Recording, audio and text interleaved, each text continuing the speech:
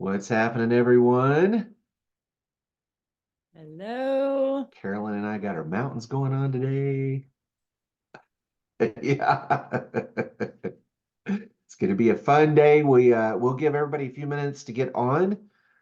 This is usually done on the last Friday of the month, but this month, the last Friday of the month is actually going into Memorial Day weekend.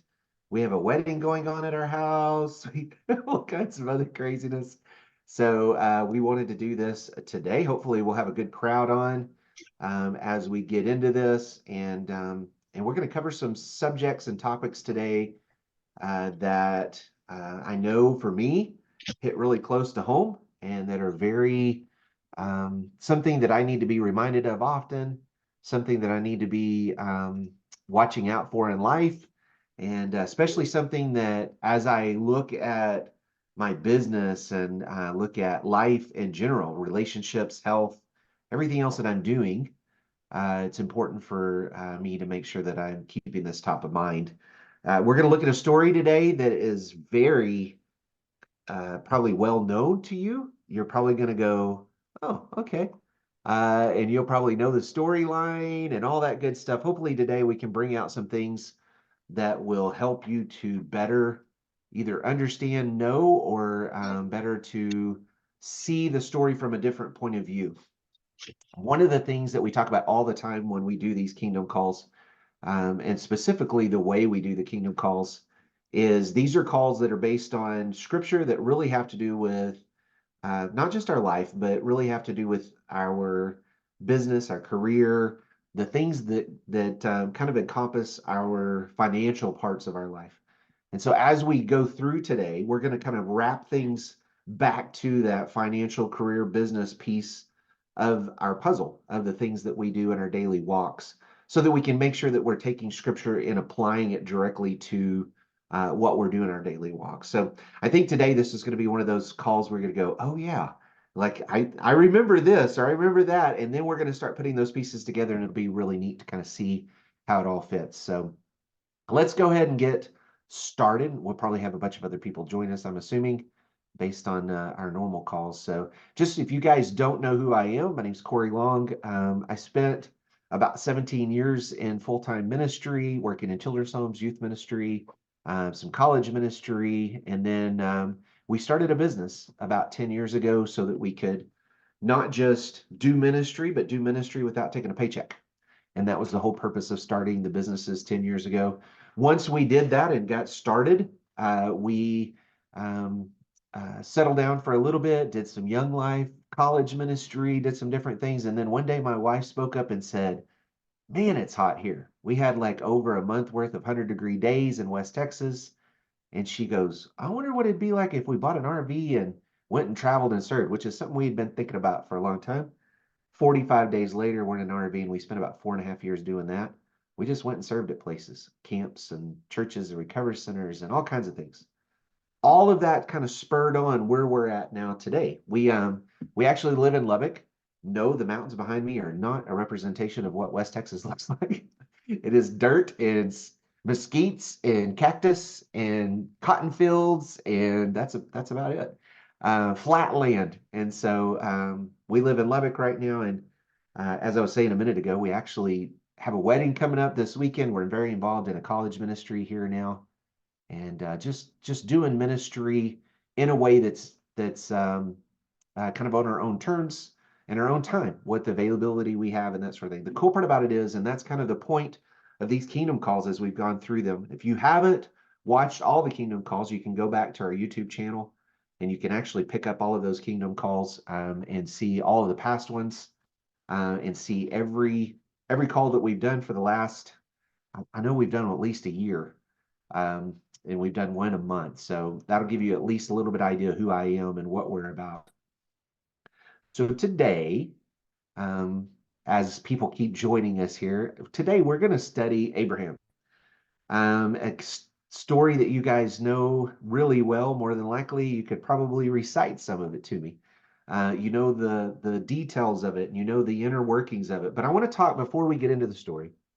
I want to talk about expectations really quickly and beliefs. What I've learned in my own life is expectations matter. And what we expect to have happen matters. And I'll give you a perfect example. We just went to Evie Mae's barbecue, which I know Carolyn's going to be super jealous. Anybody that's, in fact, Rob's had it. He's on the call today too.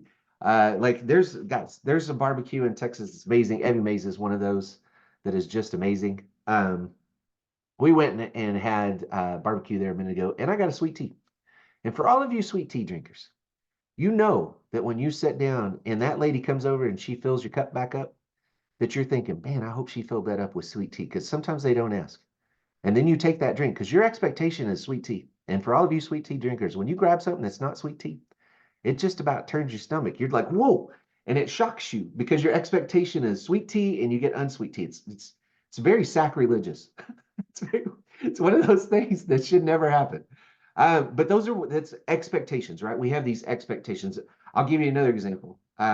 If you had the expectation that I was going to go work out for a week at the gym and lose 30 pounds and be muscular and fit and be able to go run a race and do all those kinds of things, that expectation is not realistic. The belief is not going to back that thing up. And what we see a lot of times is we have either unrealistic expectations or our beliefs are not in line with the expectations that we have. When we get into the story of Abraham today, we're going to talk about the expectations that different people had, different characters had in this story. And then we're going to talk about the beliefs that they had through the story. Because if we don't line those things up, if those do not line up correctly, we're not going to have the actions and the activity that we need in our lives to get to our goals and the things that we want to do and the dreams that we have. Your expectations will drive your actions. Those beliefs that you have are going to drive what's going to happen next. And so many times what we end up doing is even in our business, I'll give you a good example. I was talking to somebody this a couple of days ago, and we were talking about how if you knew in your business right now, if you knew that I needed to make or I needed to get 100 no's, so I had to go find 100 people to tell me no to get to one yes that was going to change my life. And I'll give you an example of a life-changing yes. We just talked to a client the other day inside of our business. He has 46 clients that he works with. He wants us in our marketing agency to take 10 of those clients and work with them. 10 of those clients would equal somewhere, just depending on how we did the setup with them, whether it's just ads or SEO or a full program or whatever it is, whatever we do for them, could range anywhere from $1,000 a month to $3,500 a month. So we're talking just starting out a $10,000 to $35,000 a month client that could grow into 46 potential customers or 46,000 to 100,000 plus a month in one phone call and one yes. That's powerful. If I told you you had to go get 100 no's to get to that one yes, how fast would you go get the 100 no's? You would look at everything differently because your expectation would be completely different. Your belief would be completely different. You would start to move through those conversations completely differently than you did if you just went out and made random calls and didn't know that you were going to have to get through no's to get to the yes. And that's the way when we approach life, we come in with these beliefs. We come with, if I told you right now that I believe everybody on this call is going to make an extra $5,000 this month in their business, hopefully all of you have a side hustle of some sort. If I said everybody on this call is going to make an extra $5,000 in their business this month, some of you are going to push back against that and go, well, I hadn't even made $5,000 a month in any of my businesses that I've done. Some of you already have the belief and the expectation that that's not even, like, I'm going to go way past $5,000 a month. And it's all in that expectation and belief because we all have opportunity. I totally believe that. That's a belief that I have, an expectation I have, because I've seen it. I've witnessed it. I've experienced it. And as you go through these beliefs, as we set these expectations and these beliefs, as we see Abraham's story play out, you're going to start to see these beliefs come out in the storyline. You're going to see what his expectations are, what others' expectations are, and then what beliefs are driving what they end up ultimately doing. And if we don't set those, if we aren't aware of those, what ends up happening is we go into something with the wrong belief, the wrong expectation. And it may take us down another route. It may not even get us to where we're going. It may stop us in our tracks. It may decide to do something completely different. I'll give you one more story and then we're going to get into Abraham. Lexa and I, my daughter, she's in her 20s. When she was learning to snowboard, I don't know how many of you snowboard, but I ski. I have not tried snowboarding. I hear that you got to spend like a day or two falling down, and I am too old to do that. And so I still ski. And I ski, I'll go ski all day with her. And I'm good enough that I'm probably not going to fall all day. I'm going to get tired. My legs are going to be like noodles by the time I get done, but I'm going to be able to go ski all day and have fun. I took her to ski Apache in Ruidosa, in New Mexico a few years ago. This is quite a few years back. And I tell her, I'm like, Lexa, we're going to go up to Apache Bowl. So we go up the lift, and she's just learning how to snowboard. And we go up the lift, and I'm like, Apache Bowl is this big, huge open bowl up on top of the mountain. And usually there's nobody up there, and you can literally just let her fly, and it doesn't matter because there's nothing to hit. You can't hit a tree, probably not going to hit anybody else, so that she could just go and learn how to ski, right? Learn how to snowboard. So we get up. Well, they don't have a lift that's working that goes straight up to Apache Bowl, so we have to go across catwalk.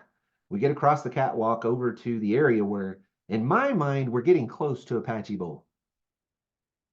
We didn't get close to Apache Bowl. I don't know where we ended up, but we ended up somewhere else. And so we ended up on top of this mountain, and we're looking down, and we sat down, and there's some other snowboarders next to us. We sat down, and she looks at me, and she just starts crying because her expectation was is we were going to get to this big huge bowl and she was going to learn how to snowboard and it was going to be great, and her expectation was not what ended up happening. And so we get to this area where there's no trails, it's not groomed, there's trees everywhere, and it's like drops here and drops there. And it took me about 20-30 minutes of changing her beliefs, helping her to see that, hey, dad's with you. We got this. You're going to take your time and we're going to work our way down this mountain. She wanted to walk back with her snowboard back to the other area and then go down the other area. Eventually, I talked her into it and we took off and we made our way down, and she never fell and she never hit a tree, and she made it down just fine till we got to one of the groomed trails, and then we made it down the bottom of the mountain. I was like, that wasn't that bad, wasn't she? And she's still shaking. I mean, she was shook up because it scared her pretty bad. Um, but she saw that she could do it. And now she literally goes down runs at Vail and Beaver Creek and all these other Breckenridge and all these other mountains that scare her dad now whenever whenever I follow her, because she overcame, and her belief is now that she can handle it. Her belief is now that I could do this. Her belief is that I can overcome anything. Last time we went, she took me on these big old huge moguls that both of us were going, we're going to die. But we made it through it just fine.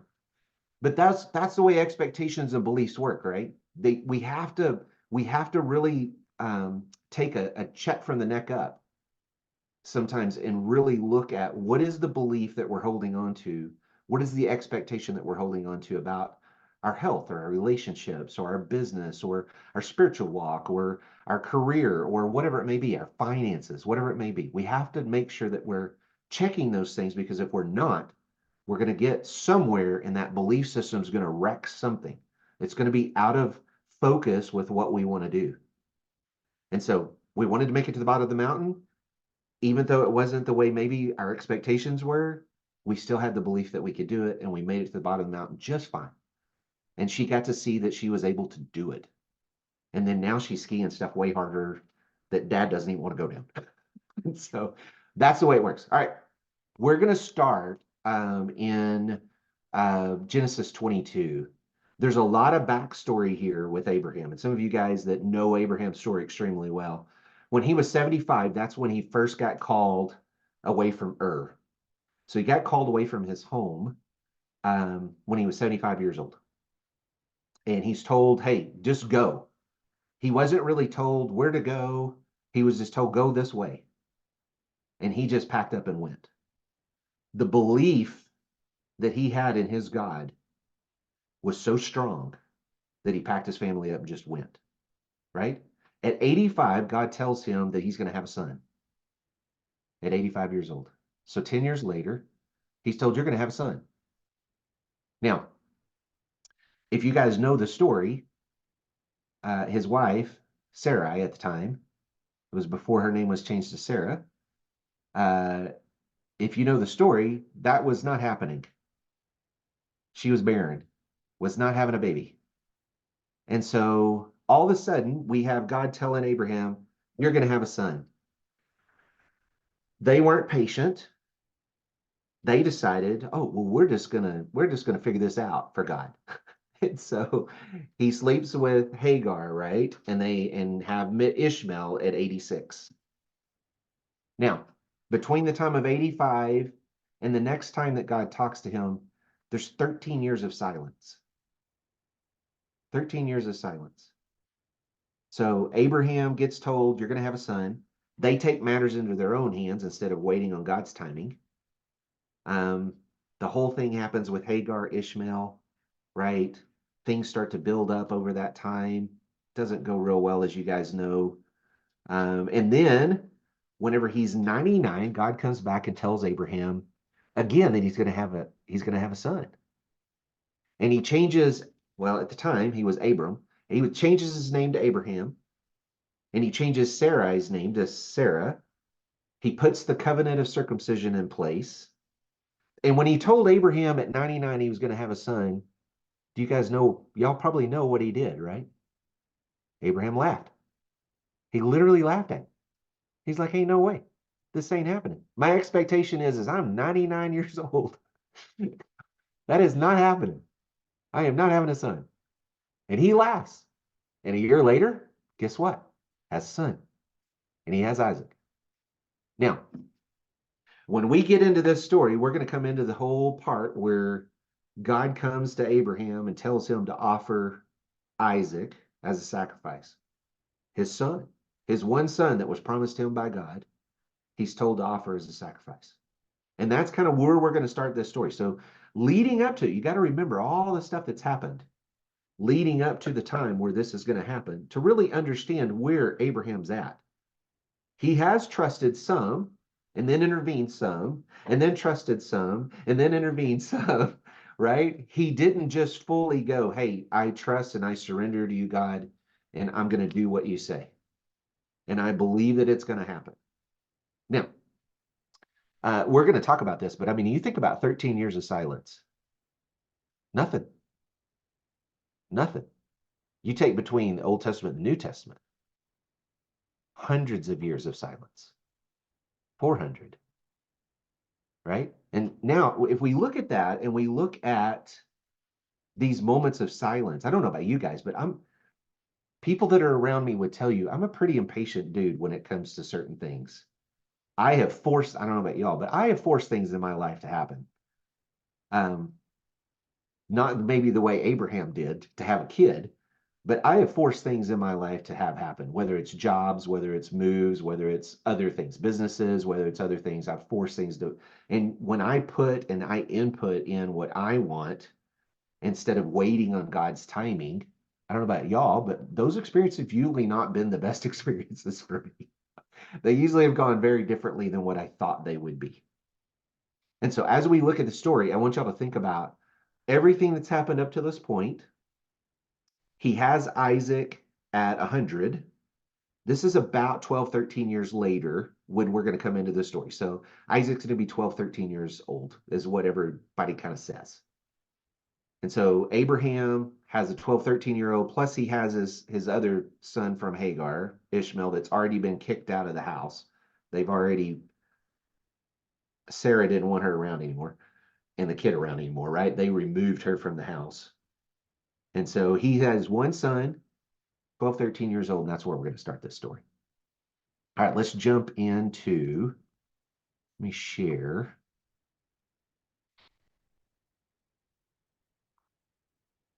All right, you guys should be seeing Genesis 22.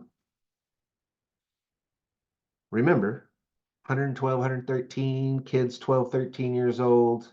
God comes back to him after another period of silence. First period of silence was about 13 years. Second period of silence was about 13 years. Sometime later, God tested Abraham. He said to Abraham, he said to him, Abraham, here I am, he replied. Then God said, take your son, your only son, whom you love, Isaac, and go to the regions of Moriah, sacrifice him there as a burnt offering on a mountain I will show you. Now, I want you to think about the terminology that he uses here. Take your son, your only son, foreshadowing, right, of what's going to happen in the New Testament, foreshadowing of Jesus, foreshadowing of him giving his only one and only son, right? Same terminology, same language. Take your son, your only son, who you love, Isaac, and go to the region of Moriah. And he asked him to sacrifice him. This was not common practice, right? This is not a thing that would have happened. Abraham's told you're supposed to go sacrifice your only son on as a burnt offering on a mountain that I will show you. Early the next morning, I want you to pay attention to all these little details. Details matter in scripture. And we've got to pick up the details enough to where we understand what's happening as they're happening. Early the next morning, did he go post on social media and ask everybody what he should do? Or tell how stressed he was? Or tell what was happening in his life? Did he have to go talk with everybody and decide? Did he spend 2 weeks in prayer trying to decide, should I believe God and trust God and go do what God said, or should I just make the decision? This wasn't just a little decision. This was a huge decision. And yet we see him early the next morning, immediately pack up, load his donkey, grab 2 servants and his son, and they head off towards wherever God sent them to. Early the next morning. I don't know about you guys, but I've got one kiddo, my one and only daughter. If God came to me and told me, Cory, you need to go to this mountain and you need to go sacrifice her, there would be a lot of questions in my mind. I wouldn't have slept that night, number one. I probably wouldn't have got up the next morning and went. This would have been something that would have troubled me badly. Now, we're going to talk about later what Abraham's expectations and beliefs were as he went through this process. But right now, I want you to think about he and Isaac start on this journey with a couple of servants. And he immediately goes, does not question, does not hesitate. And I can't tell you how many times in my life where I've done both when I felt like God called me to go do something. And I've hesitated, or I've put it off for sometimes weeks, months, sometimes years before I've said, okay, God, I get it. I'm a little stubborn and hard-headed sometimes. Sometimes I need to repeat, right? I need it on repeat a little bit before I get it. But early the next morning, Abraham just left. And again, we see this same thing, right? He got up and left whenever he was told, Abraham, you need to go. You're going to go to this land. When he had cut enough wood for the burnt offering, he set out for the place God had told him about. On the third day, again, look at the foreshadowing. On the third day, Abraham looked up and saw the place in the distance. All this stuff, right? Your one and only son. Third day. He said to his servants, stay here with the donkey. And I want you to pay attention to the wording that he uses here. Stay here with the donkey while I and the boy go over there. What does he say?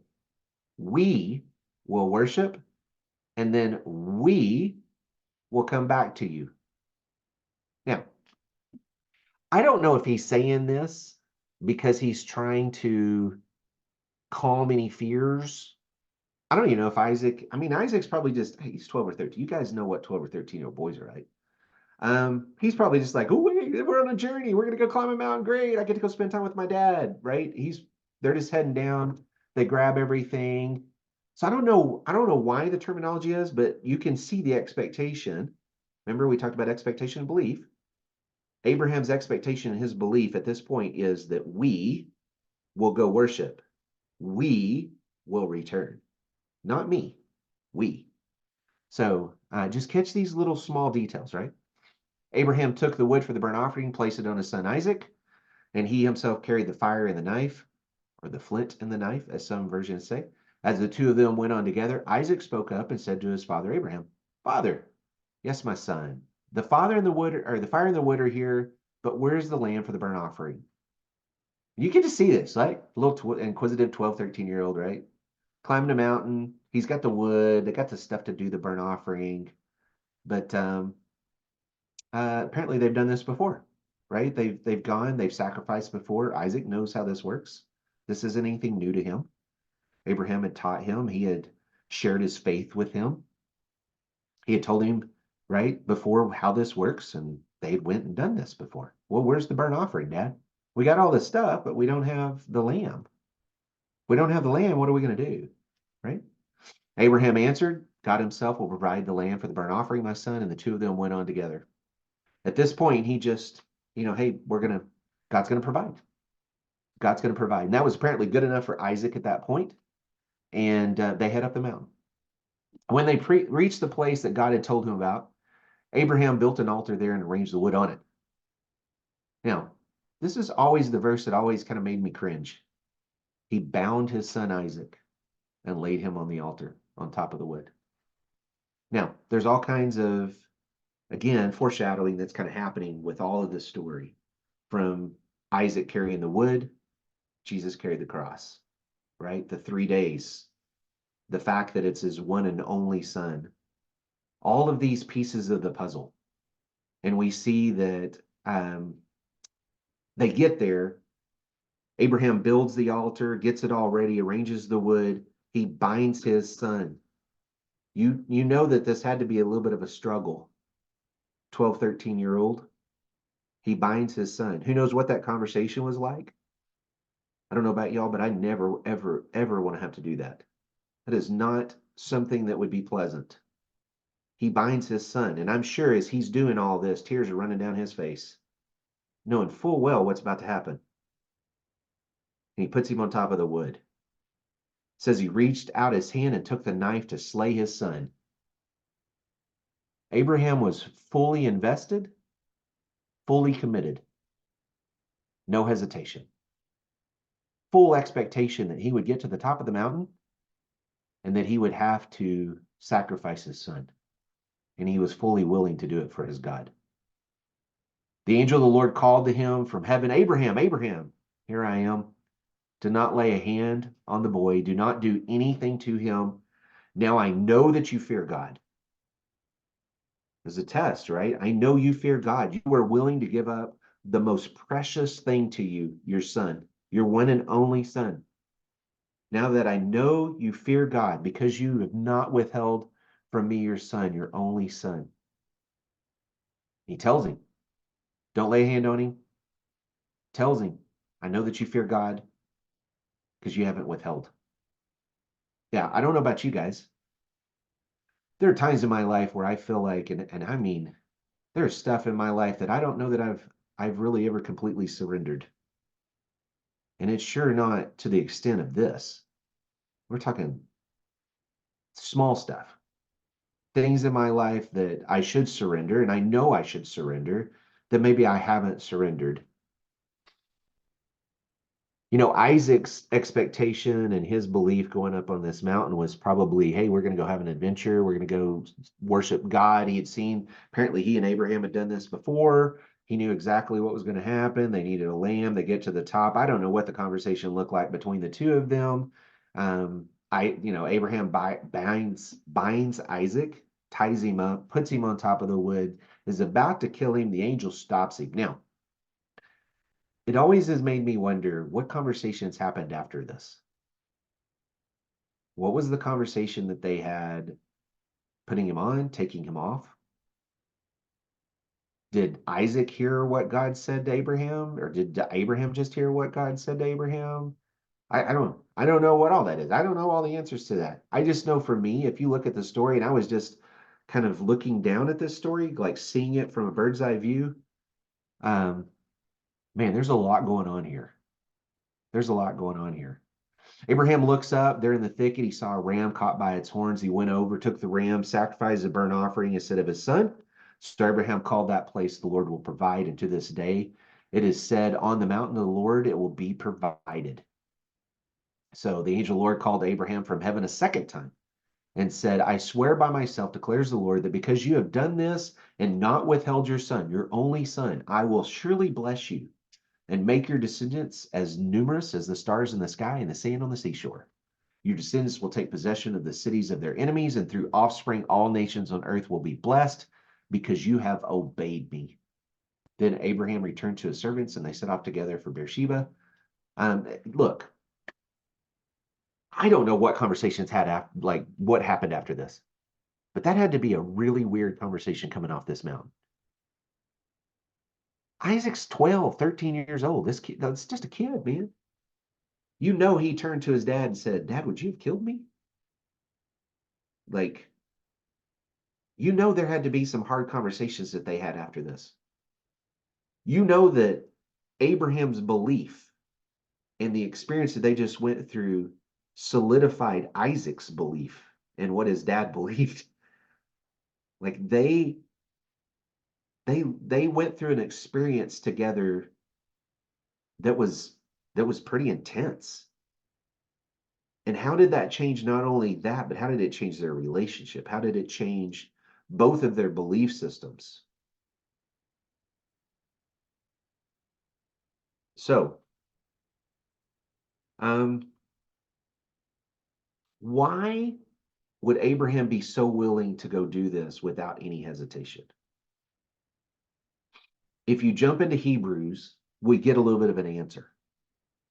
So we're going to jump over to Hebrews 11. This is a verse, these are verses that you guys all know, our cloud of witnesses, right? This is some of those verses that we have said, and man, one of the very first verses that I memorized as a middle schooler, a late elementary middle schooler, when I very first started going to church as a kid, one of the very first verses that I memorized was Hebrews 11:1.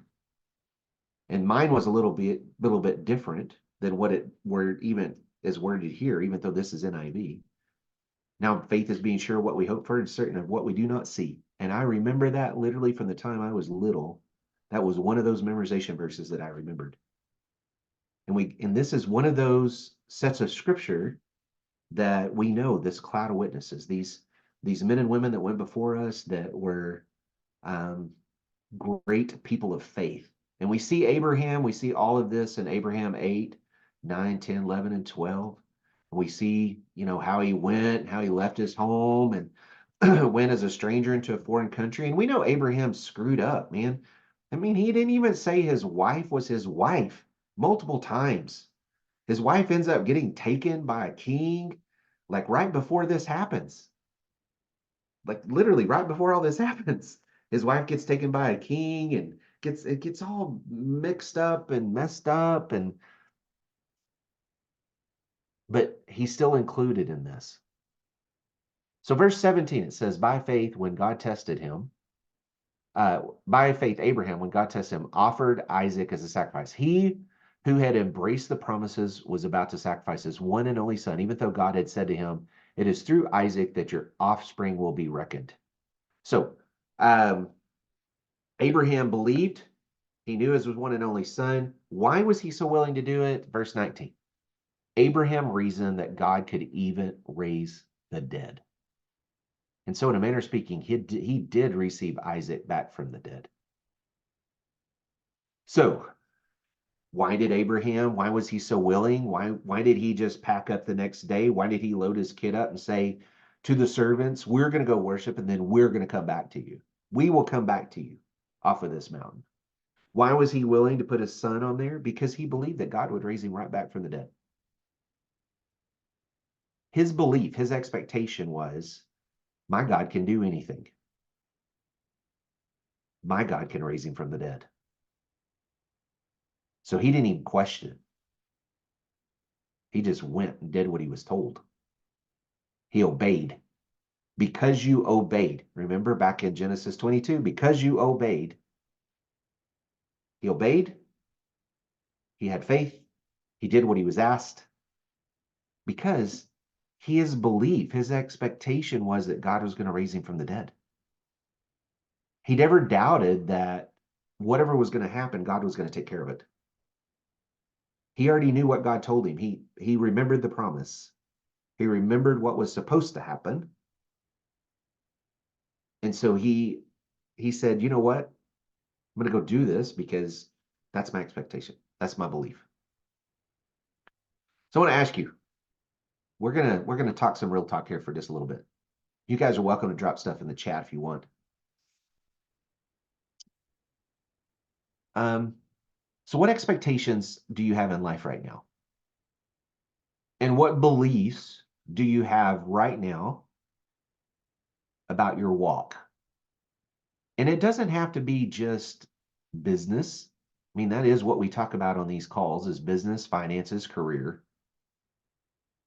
But when we really get real about what God's called you to, if God's called you to a ministry or a mission field, if God's called you to take special care of your family, or maybe your parents, or another relative, or your kids, or God's called you to somewhere special. We have students that are in everywhere from Hong Kong to Mexico to Costa Rica to other countries. One's off in India right now. They're missionaries over there. We have students all over the world that are in our internet marketing program. It's really cool. In digital storefronts. If you were called today, would your belief be, would your expectation be that you're going to load up and you're just going to go? No hesitation. And that you're just going to go do it right now. Because Abraham did that and he did it multiple times. Was he perfect? Nope. He made a lot of mistakes. A lot of mistakes. In those moments, though, when he was called to go do something, he did it. He just went. He just went. And when you think about the expectations, the beliefs that are driving you in all the areas of your life, do they match up? Do they match up? Because let's say your health. You guys know that my wife has multiple sclerosis. There are days that she can't walk really well. There are days that she walks okay. There are days that she needs to ride her little scooter dooter thingy that we got for her that she buzzes around stores with. There are days when she wakes up that she has brain fog. There's been days that she's woke up in our marriage where she couldn't see. She's been blind 4 times with her MS in the time that I've known her. There's been days that she's woke up where she can't walk and can't feel like parts of her body. Now, what I will tell you is that her expectation is that God's got her. Her belief is God's got her.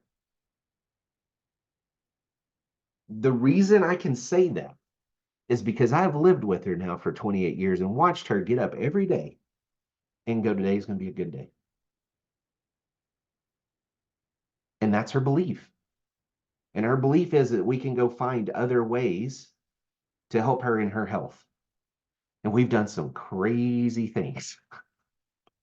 We've gone on 21-day raw retreats where I was getting like 500 calories of raw food a day. I was just trying to figure out how to see straight. Lost like 20-something pounds. It was wild. We've done bee stings before for her MS. We've done all kinds of craziness before for her MS. We went to a clinic in Mexico for a week when she went completely numb. We've done all kinds of stuff because our belief is that God's got us. We've had the elders come pray over her and anoint her with oil. Like, we believe in the power of prayer. We believe in the power of medicine. We believe in it all. We believe that God has good plans and good things for my wife. And that's our expectation, is that it's going to be that.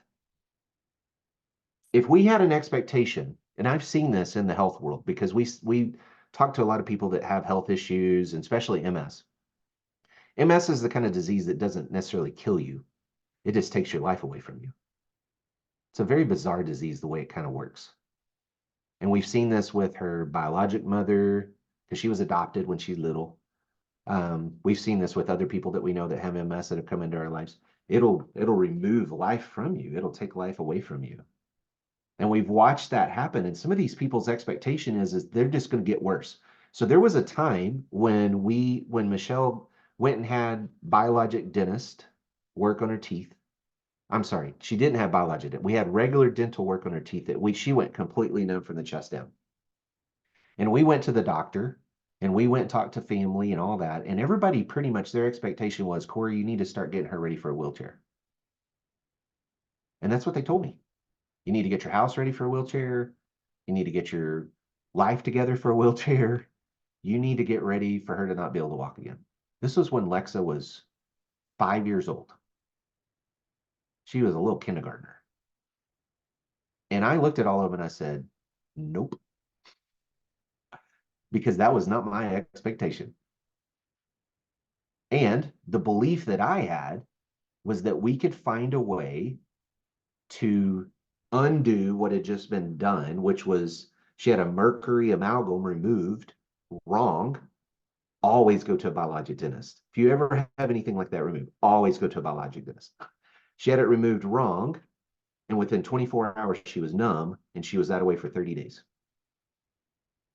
My belief over that 30 days was, we will figure this out. My expectation was, we will figure this out. My wife's going to walk again. Because at that point, I was having to carry her and move her and all that stuff.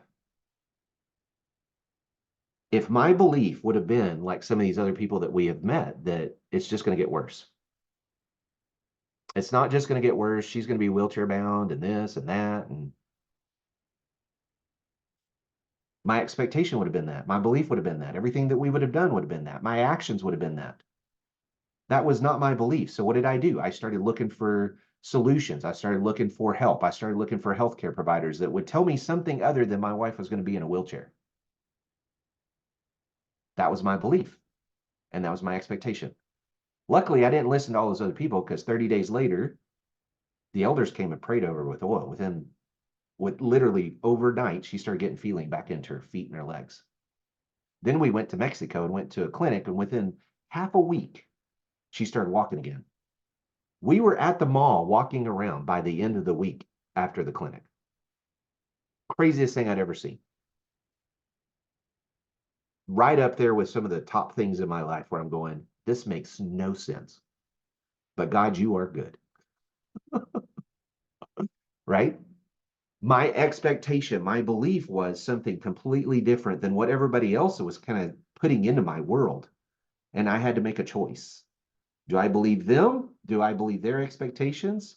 Or do I go along the lines that I do? Now, when people meet her now, she's had MS for 34, 35 years. She was diagnosed. When doctors meet her now, they're like, wait, you were diagnosed when? And they're amazed that she's still walking. She has to walk with sticks and other stuff now, but she's still walking. And they don't see MS patients do that. So they're all fascinated by it. And then when they find out we don't do the normal MS drugs, and we don't do this and we don't do that, and we've done natural health care and we've done all kinds of craziness. I could go into days worth of stuff that she's doing well now. It changes everything. Changes everything. And so when you're looking at Abraham's story, when you look at your story, what are your expectations and beliefs? Because they're going to drive what your actions are. If I believed that she was going to be wheelchair bound, I would have spent all my time and energy not looking for the things that were going to cure, help, treat, all those things. I would have looked for everything but that.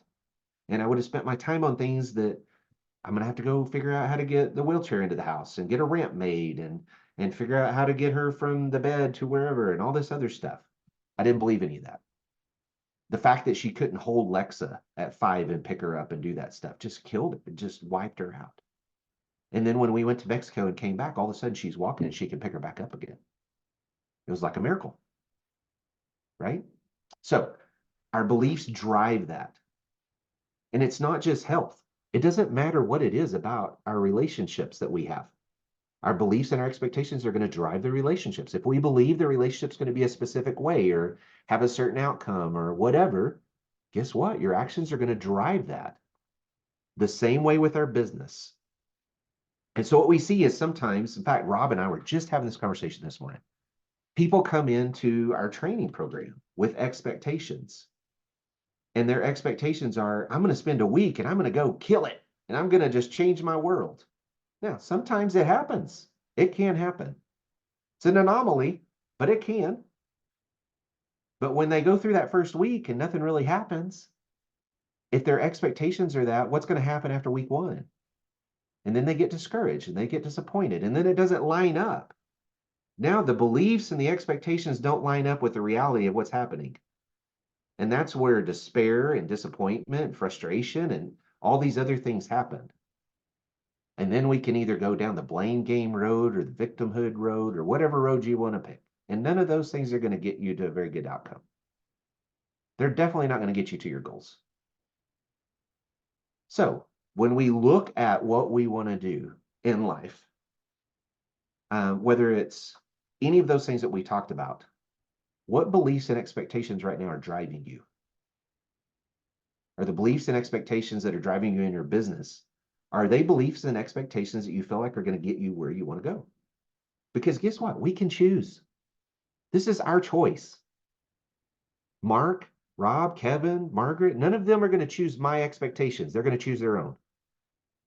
Now, I could have chose to believe the expectations with Michelle's health, with the doctors that were telling me things, family that was telling me things, friends that were telling me things, stuff I was reading on. Man, you never want to go on Google and Google symptoms and blah, blah, blah. Man, you find out that she's got some ape disease that, I don't know, it's only going to be cured by doing, anyway, you don't ever want to do that, right? I didn't choose any of those. I chose my beliefs, my expectations, and it drove what we did. So what beliefs and expectations right now do you maybe need to bust? What beliefs or expectations do you need to change? And maybe you're going through the 13 years of silence right now and it feels a little lonely and a little discouraging. We've been there. I've been there when we've gone and I've fasted and I've prayed and I've put it all out in front of God and said, look, man, this is yours. What do you want me to do? And I just felt like there was silence. I can't imagine doing that for 13 years. I can't imagine doing that for 400 years. In between the time of the last prophet and, right, Jesus coming. How many times do we end up trying to interfere and put our own whatever into that? And then we have the Hagar Ishmael situation, or we have other situations that aren't so good. So here's what I would encourage you to do today. Our beliefs drive everything. One of the things that we teach inside of our KBM mindset course is we teach to be aware. Just be aware. Start to recognize what your beliefs are. Start to recognize what your thoughts are. Start to recognize why you think the way you do, or why this pushback on something somebody says, or why this feeling that you have about whatever it is that's going on in your life, or why you feel this way in this situation, but you don't in this situation, or why when that person said that to you, you immediately said, oh, well, that can't happen. Like how many, like if I told you today that you could make $100,000 before the end of the year, some of you would immediately want to agree with me, but inside, there's a belief that would be fluttering around back there going, ain't no way. I can't make $100,000 for you.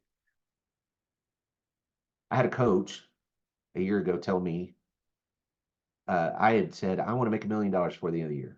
And then well, actually, it wasn't even that. It was, I want to make X amount of dollars before the end of 3 months or 4 months. And then it turned into, I want to make $1 million before that time, because my belief wasn't that I could do it. There was some stuff I had to work on in there. And I had to look at the beliefs and the expectations that I had and see, are those legitimate? Are those real? Are those the ones that I want? Because I get to choose. So I would challenge you, start to become aware. Start to become aware of the beliefs that you have. Start to become aware when God says, hey, you need to talk to that person. Or, hey, you need to go spend some time with so-and-so. Or, hey, you need to call them and check on them.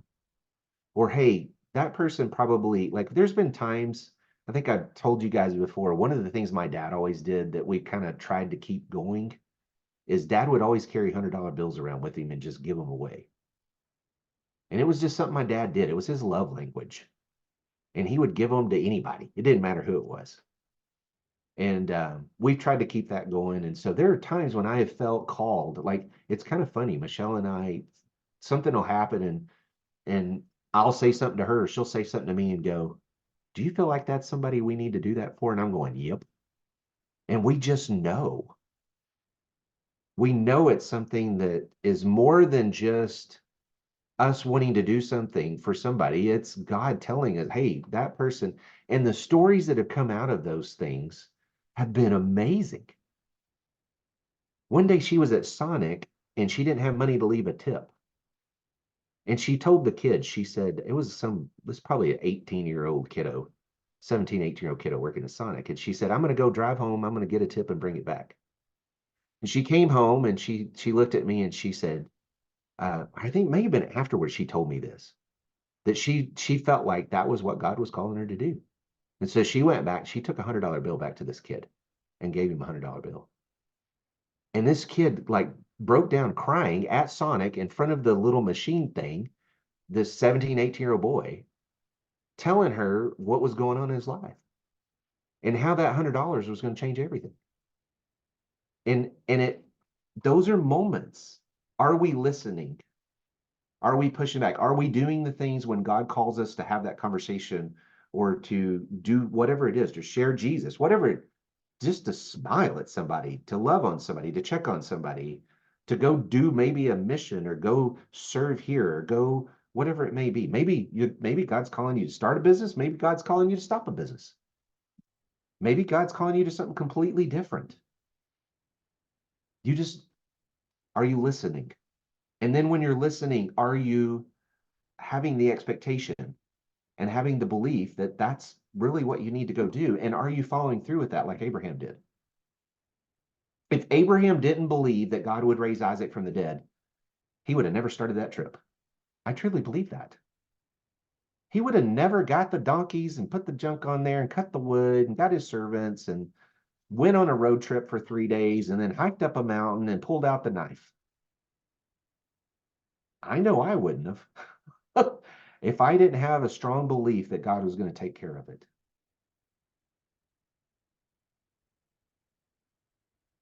Listen to the beliefs. One thing I've learned the last year or so, this is something we talk about in the mindset course too. We believe what we say. If I say something out loud, I believe me. Now, Mark on the screen could say the same exact thing to me. I'm probably not going to believe him. I might not. I don't know. But if I say it, I apparently believe it. I believe what I say. Your words have power. Your thoughts have power. Your beliefs and your expectations are going to drive your actions. So if you guys are looking at starting a business, or you're in business now, or you're looking at starting a ministry or a nonprofit, or you're in a ministry nonprofit right now, I'd really encourage you to sit down and write out the beliefs that you have and be conscious of what those pushbacks are. Where are those times where maybe you get emotional or frustrated or stressed or any of those emotions that kind of come out? There's a belief behind that. There's a reason why you feel that way. And if you can identify that, it gives you power because we can change that belief. We can change that expectation. And when we know that God's calling us to go do something and we go and that God's going to provide, that's when you get to the end of the road trip. When we went to Mexico and we were sitting there on the third day, it's kind of weird. I didn't even thought about that. We were sitting there on the third day in this Mexico clinic. The little nurse lady couldn't speak any English. Cory took 2 years of Spanish. I don't know squat. I know how to get to the bathroom, get water, and get food. That's about all I can do. We're sitting there, and Michelle goes, I need to go. And she hadn't walked at all. She hadn't walked at all in over 30 days. third day, she's sitting in the chair and she goes, I need to go to the bathroom. Now, the past 2 days, one of us, the nurse or me, one, has grabbed her little roll around bag thing where she's got her IVs and helped her up and put her in a chair or whatever and wheeled her off and got her to the bathroom. She looks at me and the nurse and she goes, I gotta go to the bathroom. And then all of a sudden she pops up out of her chair, grabs her little stand, and she walks down the hallway to the bathroom. The nurse, which can't speak any English, looks at me and just goes, big eyes, like what just happened? I'm looking at the nurse going the same way. Neither one of us know what just happened, but I can tell you there was a lot of communicating going on that wasn't verbal because we were both going, oh my goodness, what just happened? That's what happens when we believe. That's what happens when our expectations different. That's what happens when we know what outcome we want. So if you're going into any relationship right now, any business, any health goal, any financial goal, any spiritual goal, ministry goal, maybe it's just something to do with your family. Maybe there's some kind of goal that you really need to go after right now with your family. I would just encourage you to look at your expectations and beliefs. Listen. What is it that's rolling around back there? What pushback are you getting? What is the belief that's driving it? Because if you're finding that you don't want to go take the action, I can guarantee you it goes back to the belief and the expectation. There's something inside of you that's stopping you from doing what you're doing because you don't believe it. You don't believe it's really going to work or the outcome's going to be what it's going to be, or there's not enough belief. There's not something there that's pushing you forward. As Carolyn always calls it, she always says it's got to be juicy. It's got to be something that makes you want to go after it. I can guarantee you that barbecue that we just ate a minute ago, that place was packed. There were people wrapped around that whole store because that was something that was tempting and juicy. It was something that they wanted. And when we have something that we want, really want, we will have the beliefs and expectations to get us there. When we believe strong enough, it's going to move us there. All right, so I hope today has helped to drive some of that home. We are at a point where we have to decide, are we going to hesitate or are we going to pack up and go? Here's the deal. We aren't promised anything. We're not promised the rest of the day. We're not promised tomorrow. None of us are going to get out of this thing alive. It's just the reality of what we do. We need to be living it fully. We need to be going after everything that we want, that we feel like God's called us to. I haven't shared this really anywhere yet, but I wrote a little book that's about to come out. You can see it's got a little stripe across it right now that says, not for resale, because we're still trying to get everything kind of wrapped up. We're about to do some things that kind of scare me a little bit. And that's a good thing because it means I'm growing. It means I'm being pushed out of my comfort zone. It means that I'm about to pop, like we talk about all the time. Like our comfort zone, we get in and out of the comfort zone until all of a sudden, boom, we jump out. But it takes us a little while. And it's taken me a little while. I just saw the post today. 2 years ago, I started writing this book about to love is to give. 2 years ago. Should have been out in 6 months. And it took 2 years. It took me a little while. And it's pushing me. It's pushing me. It's my belief. There's beliefs inside of me and there's expectations inside of me that scare me a little. And I'm having to see, what are the beliefs? What is it that's driving that? And I would encourage you to do the same thing. What are things? What are the places that you need to go? What are the things that you need to be doing? What are the ministries you need to be a part of? One of the reasons why I love going and serving in Mexico and other places that we've gone in the past is it pushes me out of my comfort zone. It forces me to get out of my norm. Forces me to get into another person's life, another person's world, and it's messy sometimes. And it forces me to really look at the beliefs that I have about God and my own faith, my own beliefs. Write them down. Start being aware. Start being aware of what your beliefs are. Start being aware of where you're going. We're going to try to put together, I shouldn't say we're going to try. We're going to put together something after this. We don't have it ready today, but check back on our YouTube channel. And for all of you that are watching this afterwards, check down in the description below. And we're going to have a link where you guys can go and download a little exercise. And we want to give you some tools to be able to use to start identifying some beliefs. If you will start working on your beliefs and your expectations, you're going to start to have those miracle moments. Because we start to get guided by God instead of guided by false beliefs, broken expectations, things that don't live up to that level. We all know, I don't think there's anybody on this call right now that wants to get to the end of your life and look back and go, man, I sure wish I'd fill in the blank. I don't think anybody wants that. I don't know about you guys, but the next few months, as my daughter heads off to Hawaii, we're planning on going and swimming with the manatees, which scares me half to death, by the way.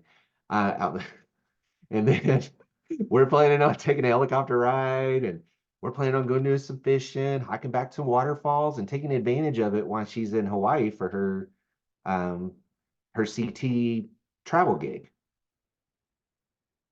I want to live life to the full. I want to do things that scare me, like swim with the manatees in the middle of the night, because that's when you go do it. I'm like, why did this have to be the middle of the night in the middle of the ocean? That sounds horrible. But that's when it happens. I want to push myself outside my comfort zone. I want to go do things that are going to push me way beyond. So we're going to give you, look down below. There should be, it'll take us a few days. We're going to get you something to be able to start writing out your beliefs and start really asking those hard questions. Do the work. You can't get to the mountain without doing the work. He had to travel for 3 days. He had to cut the wood. He had to go do all that stuff. Do the work. Do the work. So look down below later. We'll get you a link. We're going to give you some good exercises, some tools in your toolbox for you to be able to use to start moving. So I hope today helped you. I know we're at about an hour. I don't want to keep you guys any longer because I know y'all have busy Fridays. I really appreciate you guys hanging out with us today. This is a lesson I need. I need to be reminded of these things. And if you'll, I don't know about you guys, for all of you that preach and teach and all that kind of stuff, this is what I do. I kind of find things in my own life that I'm going, like that hits home, like that hits something personal. And that's what our Kingdom Calls are about. So when you go to that YouTube channel, make sure and check those other YouTube Kingdom Calls out. See if there's something that resonates with you. We would love to have you watch those and get to know us better. Thank you guys so much for coming. Thank you guys for living out loud. Thank you guys for showing up, because that's a first step, right? You got to show up. And if you choose to do these things, especially as we walk through Abraham and these other lessons, if we choose to make these beliefs, these expectations, do all of the things that we're supposed to do, make sure that you post in the groups and let us know. Like golden nuggets, things that have happened, things that are good, things that are happening in your life. Carolyn reminds me all the time, we need to celebrate. We need to celebrate the small stuff, the big stuff. We need to celebrate it all. We need to start celebrating. We need to start looking at life and going, yeah, this might be small. No yeah buts, as she always says. No yeah buts. We just need to celebrate. We need to go and celebrate. We need to look at life, and we need to have wow moments. And we need to celebrate. So you guys go celebrate today. Go have you some barbecue and some sweet tea. Don't drink any of that unsweet tea stuff. Go have you some barbecue, some sweet tea. Go look at your beliefs, and when you start to get pushback, right? And check down here below. YouTube channel. Danilo, are you on? Can you grab that YouTube channel for us? He's going to grab it, drop it in the link right quick so that you guys have that. Sorry, we didn't already have that ready for you. Thank you guys for also commenting. I saw some of the comments here. Yeah, Margaret's talking about my beliefs that I have hard time knowing what I am really hearing from God. I believe that I am called to service in both my businesses and some steps to Him every day. Not sure if it is Him telling me to take this or that step. I tell you, there's actually a kingdom call I did. I'd have to find the date. There's a kingdom call, though, that's in our YouTube channel where I actually talked about how do we know if it's from God and how do we know it's just us?